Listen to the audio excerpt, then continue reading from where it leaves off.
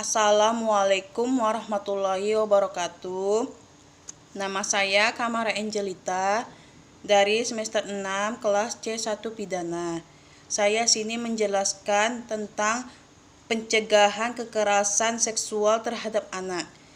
Pelecehan seksual pada anak adalah kenyataan yang menakutkan dan tidak menyenangkan di dalam dunia yang tidak menentu harus dihadapi.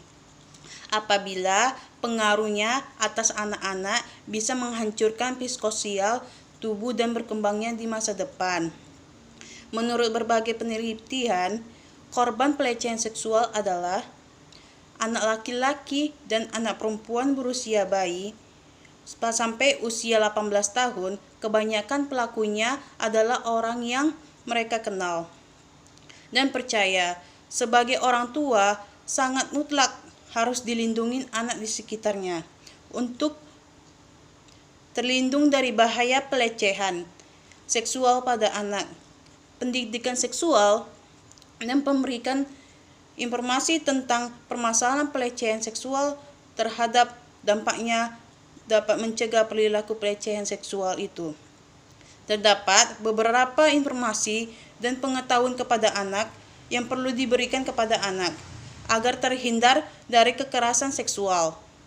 Sejak anak berusia 2-4 tahun, pada awalnya anak harus diberitahu agar jangan pergi.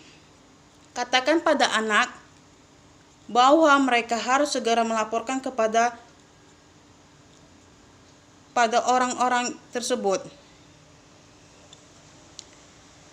atau bapak ibunya apabila ada orang yang menyentuh alat kelamin dan tubuh mereka dengan cara yang tak dikenal, agar anak dapat memahami bahwa orang lain dapat melakukan hal-hal tidak menyenangkan kepada dirinya berkaitan dengan perbuatan seksual dan upaya anak dapat memahami hal tersebut.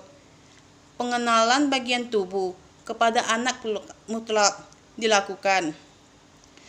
Tanggung jawab orang tua yang pertama itu tanggung jawab utama untuk melindungi anak-anak dari pelecehan ada pada orang tua, bukan pada anak. Karena itu orang tua harus terdiri sebelum bisa mendidik anak.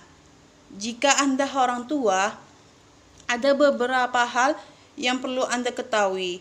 Anda harus mengetahui ciri-ciri pelaku dan bagaimana modusnya. Orang tua sering membayangkan pelaku sebagai orang tak dikenal yang mengetahui kegelapan, mencari cara untuk menculik dan memperkosa anak-anak itu.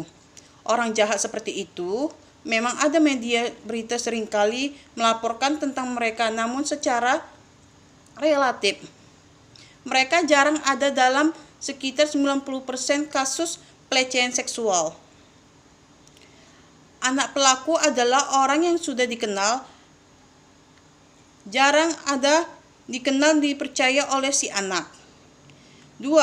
Orang tua sulit untuk berpikir atau membayangkan bahwa manusia di sekitarnya dikenal baik seperti tetangga, guru, teman-teman, bahkan pelatih olahraganya atau kerabat bisa berpotensi melakukan pelecehan seksual pada anak, dan kebanyakan orang memang tidak begitu, padahal sebagai besar pelakukan justru orang yang dekat dikenal anak atau keluarga.